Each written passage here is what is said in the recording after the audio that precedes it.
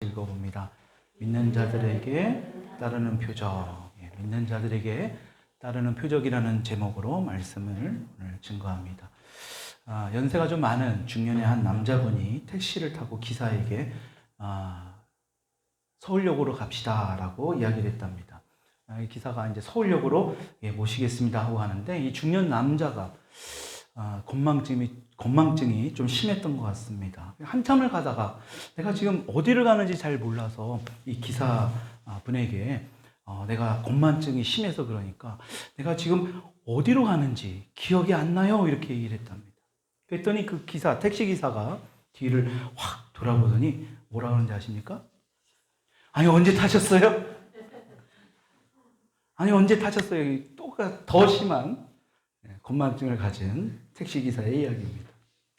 우리에겐 이런 일들이 간혹 있습니다. 우리가 어디다 전화를 했는데 왜 전화를 했는지 기억이 안 날 때도 있고, 저 같은 경우는 요새 노안이 와가지고 가까이 있는 게 잘 안 보여요. 그러다 보니까 안경을 자주 벗는데 이 안경을 쓰고 있으면서도 벗은 줄 알고 안경을 막 이렇게 찾는 경우도 간혹 있습니다. 이렇게 우리의 삶에서 기억이 날 듯 하면서도 나지 않는 경우가 있죠. 굉장히 괴롭습니다. 근데 더 괴로운 게 뭐냐면, 우리가 꼭 기억해야 할 것을 잊어버리는 것도 괴롭지만, 우리가 정말 잊어버리고 싶은 어떤 그런 기억들이 계속해서 난다면, 좀 잊어버리고 싶은데 그것은 우리를 더 괴롭게 할 수 있다는 겁니다. 그러니까 잊어버리는 것이 꼭 나쁜 것만은 아닙니다. 그래서 하나님은 우리에게 그 망각의 어떤 은혜를 주신 거예요. 그러니까 여러분 생각해 보십시오. 우리가 다 모든 과거의 것들을 다 기억한다면 우리는 아마도 이 땅에서 살아가는 게 굉장히 어려울 겁니다. 오늘 본문을 보게 되면 예수님의 제자들이 바로 그렇습니다. 이 제자들은 얼마 전에 엄청난 하나님의 기적을 경험했던 당사자들입니다. 근데 이들이 이전에 경험했던 일들을 까맣게 잊어버리고 있습니다. 단순한 어떤 기억력의 문제가 아니라 어떤 영적인 문제였다. 근데 또 다른 어떤 문제의 사람들이 등장합니다. 마가복음 8장 11절을 보니까 어떤 사람들이 등장합니까? 바로 바리새인들이라고 나옵니다. 그렇죠? 한 명이 아니었던 것 같아요. 바리새인 여러 사람들이 모여서 예수님 앞에 온 겁니다. 지금 제자들은 어떤 영적인 문제로 이전에 자신들이 경험했던 어떤 그 기적을, 어떤 표적을 기억하지 못했다면, 이 바리새인들의 문제는 뭡니까? 이들의 마음, 악한 마음이 있다 보니까 그 진리가 무엇인지를 제대로 분별하지 못합니다. 그래서 이전에 살펴봤지만 이 바리새파는 어떤 사람들입니까? 이 바리새인들은 굉장히 엄격한 그런 종교적인 습관을 가지고 만들어진 그런 종파예요. 하나의 이들은 굉장히 철저하게 그 신앙을 지키려고 모인 사람들입니다. 근데 문제는 뭐냐? 이들의 신앙은 외적인 형식에만 더 치중했다는 겁니다. 그러니까 위선적으로 보여지는 어떤 그 신앙 때문에 예수님께서 이들을 굉장히 많은 지적을 하는 것을 성경을 통해서 볼 수 있습니다. 이런 바리새인들이 오늘 주님께 나와서 무엇을 구합니까? 11절 우리 다시 한번 읽어보십시다. 바리새인들이 시작.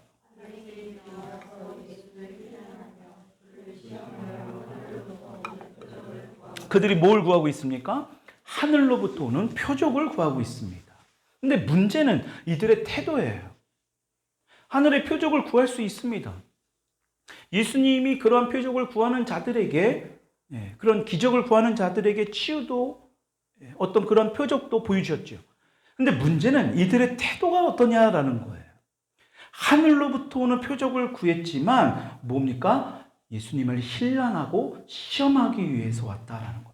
그들의 마음에는 예수님을 신란이라는 뜻이 뭐냐? 시비를 건다라는 뜻입니다. 그러니까 예수님에게 시비를 걸고, 나도 바리새인인데 나도 배울 만큼 배웠다 이겁니다. 예수님은 지금 어디입니까? 나사렛 출신, 저 시골 동네 출신이거든요. 족보도 별로 변변치 않아요. 그러니까 이 예수님에게 지금 시비를 걸려고, 뭔가 꼬투리를 잡으려고 이들이 왔다라는 겁니다.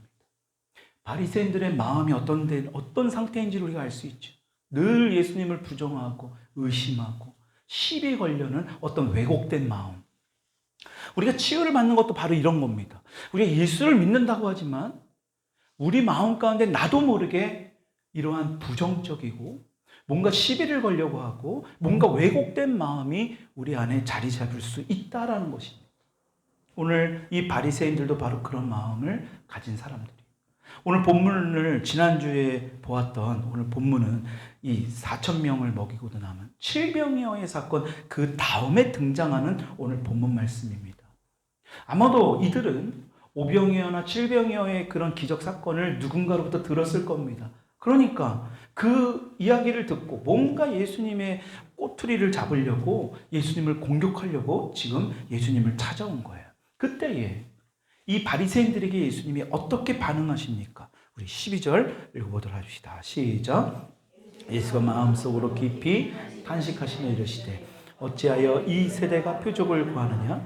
내가 진실로 너희에게 이르노니 이 세대의 표적을 주지 아니하니라. 여러분 지금 예수님을 보시면 이들을 책망하고 혼내는 게 아니라 뭐를 먼저 하십니까?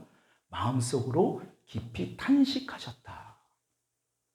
참 예수님은 이들의 마음 어떤 의도로 왔는지 이미 다 아심에도 불구하고 마음속으로 깊이 탄식하셨다. 안타까운 마음으로 그들을 보면서 한숨을 쉬었다라는 거예요. 그러니까 예수님은요 시비를 걸려고 오고 뭔가 꼬투리를 잡으려고 온 그 바리새인들까지도 미워하지 않고 안타까운 마음, 이 긍휼한 마음을 예수님은 가지셨다. 그리고 그들에게 무엇을 주지 않겠다고 말씀합니까? 표적을 주지 않겠다. 니들이 원하는 그 표적, 여기서 기적이라고 말씀 안 하고 표적이라고 말씀하고 있습니다. 표적은 영어로 하면 사인이라고 그랬죠. 기적은 미라클이에요. 의미가 달라요. 표적이라는 것은 하나님께서 어떤 이 표적을 통해 어떤 기적 사건을 통해 보여주시고자 하는 어떤 의미, 사인이 있다라는 겁니다. 숨은 의미가 있는 거예요. 그런데 예수님은 왜 이 바리새인들에게 표적을 보여주시지 않겠다고 했는가? 이들의 마음을 꿰뚫어 보셨기 때문에 이들 마음 안에는 예수님을 믿는 그러한 믿음이 전혀 없었어요. 여러분 이것이 우리의 마음을 지금 예수님은 말씀하고 있는 겁니다. 하나님의 말씀을 믿음 없이 기적만 추구하는 어떤 신앙이 우리 가운데 있을 수 있어요. 그것은 실패하게 된다는 거예요. 그래서 예수님은 어떤 병자를 고치실 때도 어떻게 합니까? 내 죄사함을 받았다. 먼저 죄의 문제를 해결해 주시고 그리고 나서 일어나 걸어라. 이렇게 말씀하세요. 여러분 이게 순서예요. 병만 낫는 어떤 이 기적으로는 너희들의 삶에 아무런 의미가 없다라는 겁니다. 진짜 영적인 문제가 해결이 돼야만 그것이 진짜 표적이라는 것을 말씀하고 있는 겁니다. 여러분 그래서 하나님의 기적은 우리의 믿음이 더해져 갈 때 그 기적을 경험할 수 있다. 한번 따라 하십시다. 하나님의 기적은 우리의 믿음이 더해져야 한다. 여러분 그때에 우리는 표적을 경험할 수 있는 겁니다. 우리의 믿음이 뭔가 대단해서 아니라 우리 믿음이 없어도 주님은 기적을 행할 수 있는 분이에요. 그런데 문제는 뭐냐? 그 표적을 경험하려면 그것이 내 것이 되게 하려면 그것으로 내 영적인 것이 뭔가 변화를 경험하려면 내 믿음이 필요하다는 거예요. 믿음 없이 일어나는 기적은 아무런 도움이 안 돼요. 여러분 실질적으로 주사를 통해서도 기적은 일어나요.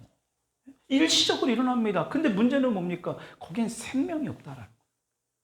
여러분 그래서 이 믿음, 이 바리새인들은 하늘로부터 오는 표적을 지금 간절히 구하고 있지만 하나님을 제대로 믿지도 않고 예수님을 하나님의 아들인 것을, 메시아인 것을 지금 부정하잖아요.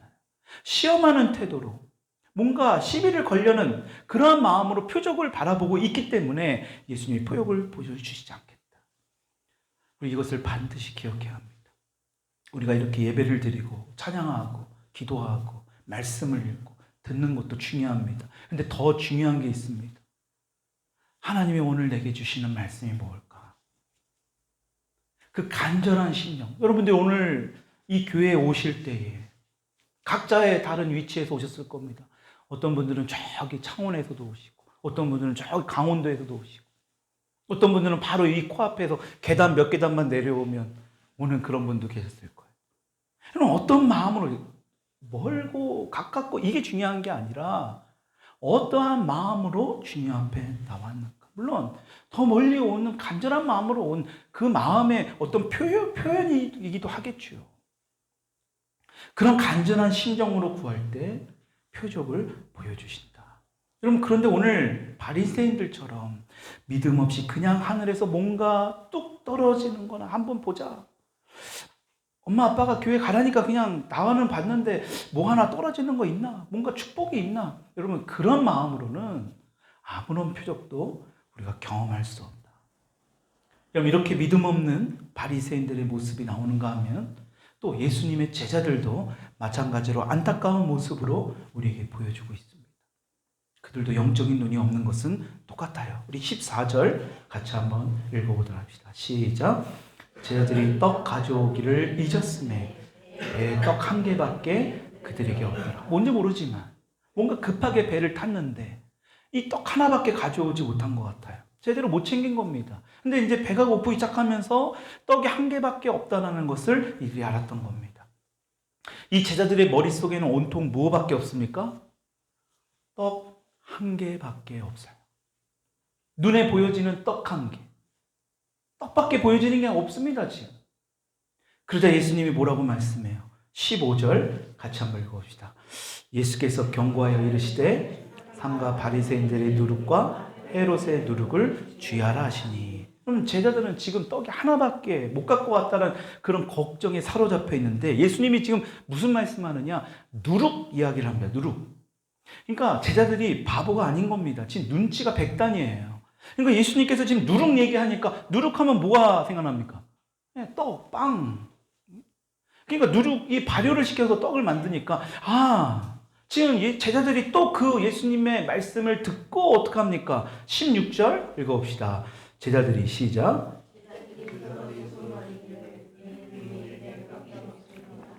눈치가 백단인 제자들이 멍청하지 않아요. 똑똑한 제자들입니다. 그러니까 제자들이 어떡합니까?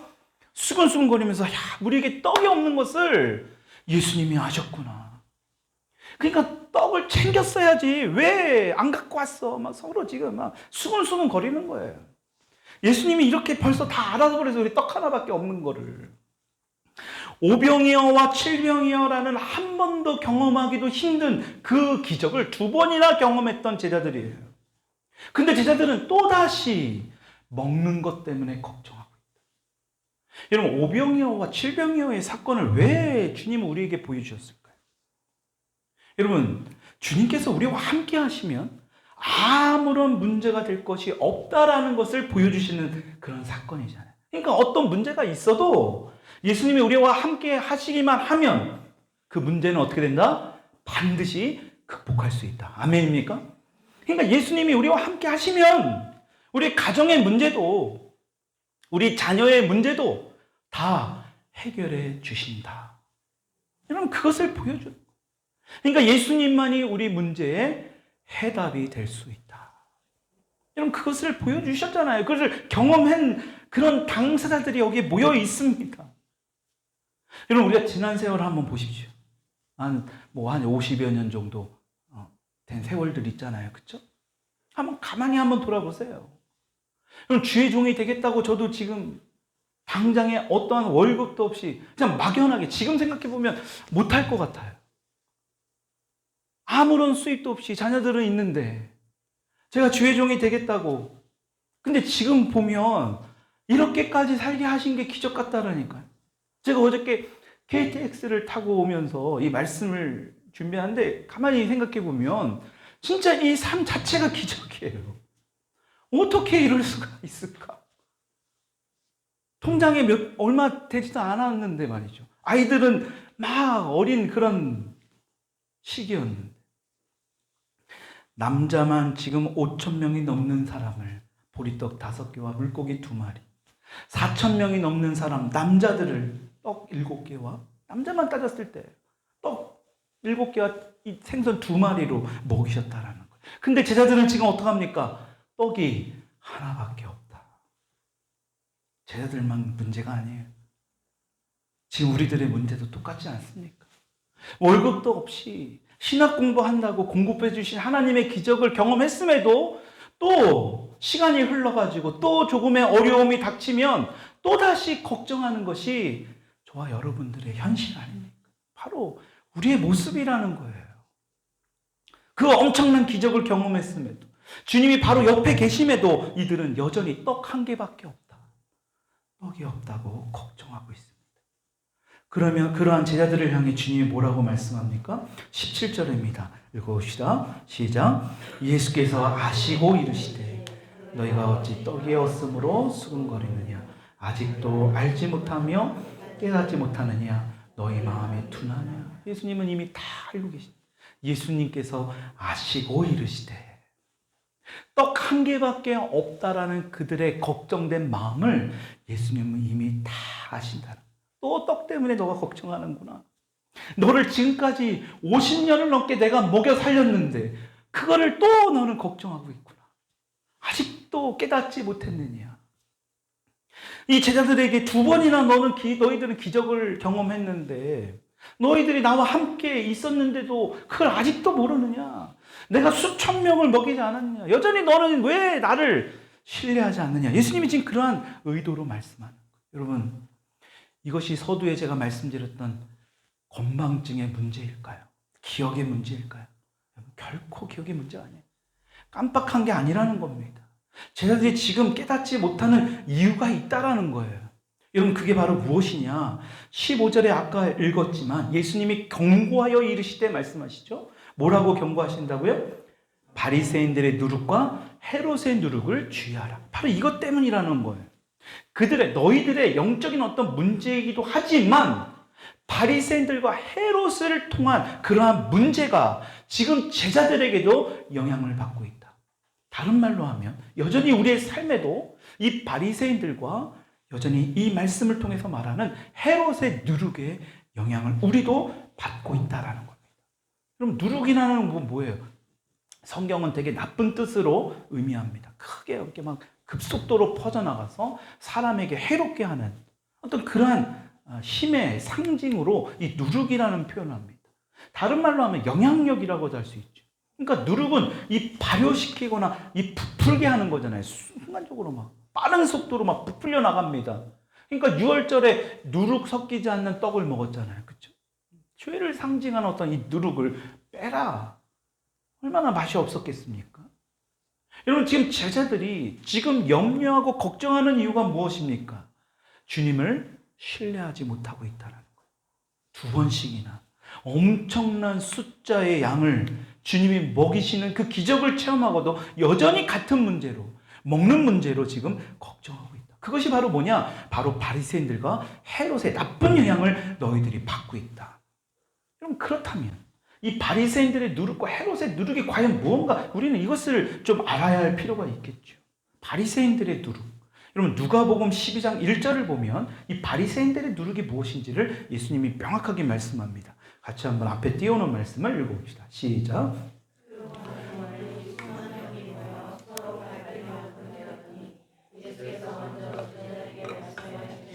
바리새인들의 누룩, 곧 외식을 주시하라. 먹는 외식이 아니라 거칠해하는, 겉으로 뭔가 위선적인 어떤 그런 겉만 꾸미고 겉만 어떤 그럴듯하게 꾸미는 것. 그러니까 바리새인들의 누룩은 위선적이고 뭔가 외식적이고 형식적이라는 것을 말씀하고 있다는 겁니다. 우리가 지난 시간에도 보았지만 여러분, 이 바리새인들은 자기들이 만들어 하나님의 말씀을 베이스로 하긴 했지만 나름대로 어떤 자기들의 어떤 전통을 중시 여겼잖아요. 그러다 보니까 점점 어떤 종교적인 행위, 드러난 어떤 겉모습, 이런 것을 지키는 것을 더 열중했습니다. 그러니까 내용을, 어떤 실속을 갖추는 데는 실패하고 마는 거예요. 속으로는 그렇지 않으면서 겉으로만 그런 척 했다라는 거예요. 그래서 예수님이 바리새인들에게 뭐라고 말씀해요? 마태복음 23장 27절 읽어봅시다. 시작. 화 있을진저 외식하는 서기관들과 바리새인들이여, 회칠한 무덤 같으니 겉으로는 아름답게 보이나 그 안에는 죽은 사람의 뼈와 모든 더러운 것이 가득하다. 회칠한 무덤이다. 시체가 썩어서 더럽고 부중한 곳이지만 겉으로는 잘 꾸며놓은 것처럼, 무덤인 것처럼 아닌 척 하려는 게 바로 회칠한 무덤이라는 거예요. 바리새인들이 바로 그렇다라는 겁니다. 신앙생활에 있어서 우리도 마찬가지예요. 예수님을 믿고 구원을 받아 천국에 가는 것 너무너무 중요합니다. 근데 문제는 뭡니까? 구원받는 것은 끝이 아니라 새로운 시작이다.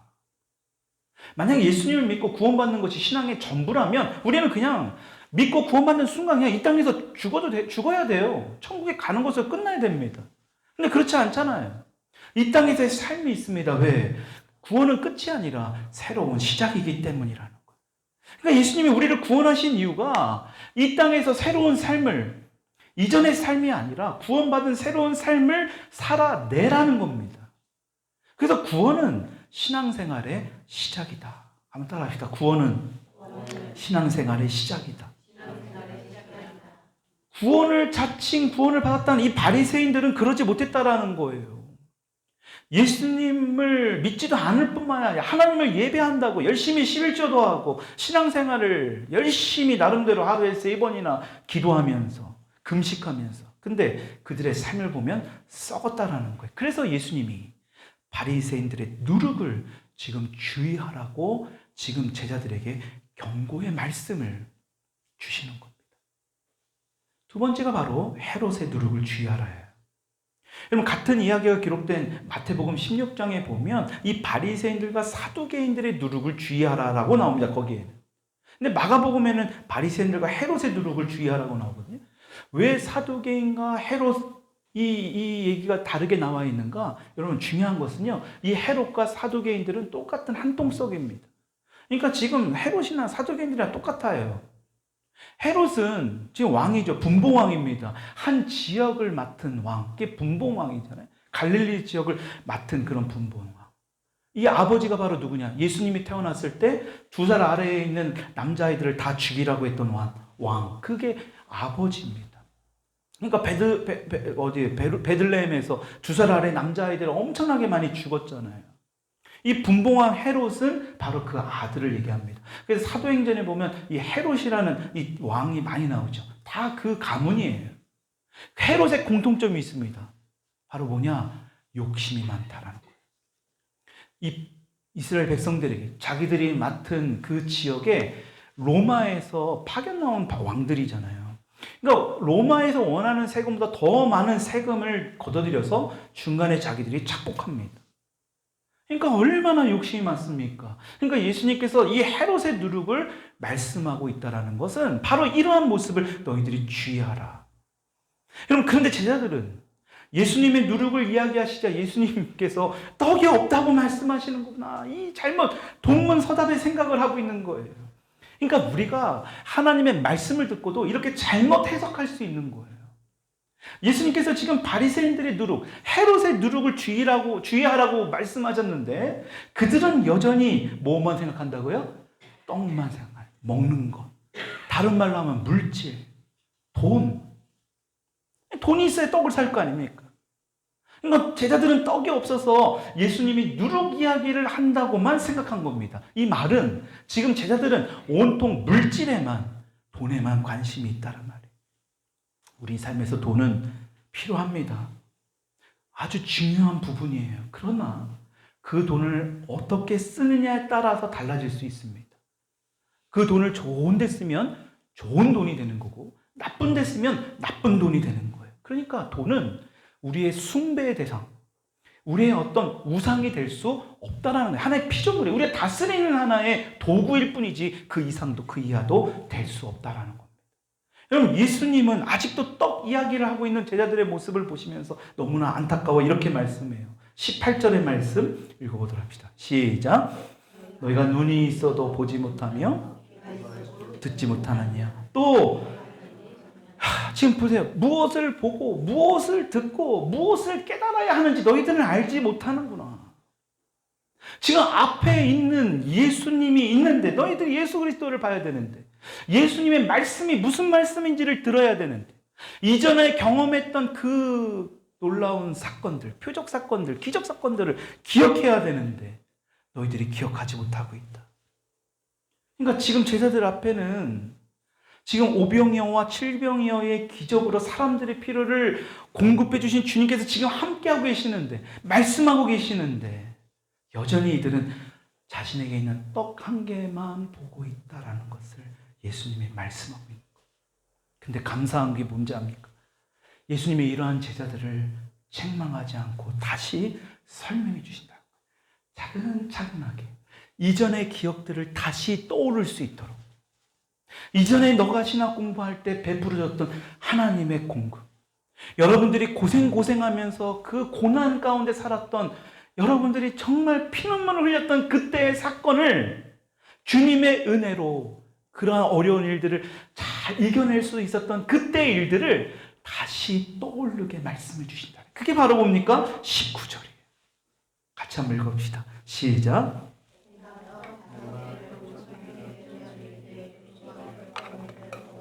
여러분, 지금 몇 바구니를 거두었는지 퀴즈를 내기 위해서 질문하는 게 아니잖아요. 이때를 너희들이 기억하라라는 겁니다.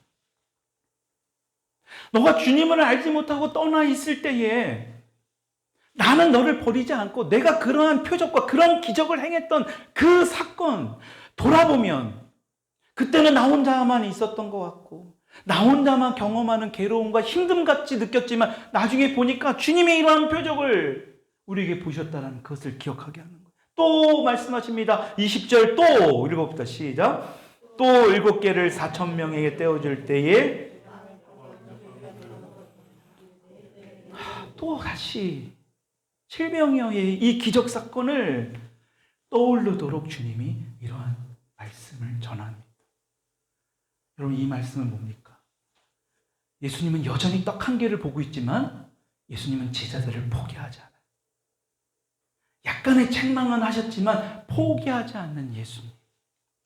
그래서 이전에 어떤 이런 기적의 현장들을 다시 한번 떠오를 수 있도록 말씀해 주시는 거예요. 오늘도 예배를 통하여 무엇을 여러분들이 다시 떠오르게 하는 거예요. 이전에 여러분들이 경험했던 그런 표정. 엄청난 기적 같은 일. 이게 주님이 아니면 할 수 없었던 그러한 일들 있잖아요, 여러분들 각자. 그런 일들을 다시 생각해 보라고 말씀하고 있다라는 거예요. 그러면서 마지막 21절에 아직도 깨닫지 못하느냐? 아직도 너희들이 그것을 알지 못하고 있느냐? 그런 안타까운 마음으로 우리에게 말씀하고 있다는 거예요. 여러분, 우리 주님은 우리를 너무나 사랑하십니다. 그것이 진리의 말씀이에요. 바리새인들은 자신들의 열심으로, 자신들의 노력으로 하나님하고의 뭔가의 친밀함을 가져보려고 했지만 여러분, 예수님은 그게 아니라는 거예요. 오직 예수님 앞에 무슨 말씀을 하시고 예수님이 지나갈 때마다 예수님을 바라보고 예수님이 행했던 것들을 기억하고, 여러분, 결과적으로 예배도 우리의 어떠한 은혜를, 한 주간에 있었던 은혜에 감사하는 마음으로 또 한 주간도 있을, 또 우리의 삶에 있을 그러한 일들을 기대하는 마음으로 이 시간 모이는 자리잖아요. 그러한 마음으로 예배를 드릴 때에 우리 주님은 우리 가운데 표적을 행하신다. 여러분, 그러한 믿음으로 우리가 나가야 될 줄 믿습니다. 여러분, 그러니까요, 다른 거 없어요. 오직 주의 말씀과 기도로, 또 주님이 주신, 여러분들 각자에 주신 그 은혜를 기억하면서 한 주간도 살아갈 때에, 그래서 우리가 찬양도 고백했잖아요. 어느 곳에서도 예배합니다. 내가 어디에 가서도 주님을 예배할 수 있는, 그리하여 주님께서 오늘도 말씀한 아직도 깨닫지 못하느냐가 아니라 그래 이제야 너가 깨달았느냐, 이것이 우리에게 주시는 주님의 메시지가 한 주간도 계속해서 여러분들의 삶 가운데 들려줄 수 있기를 주님의 이름으로 축원드립니다. 우리 같이 이 시간 기도하십시다.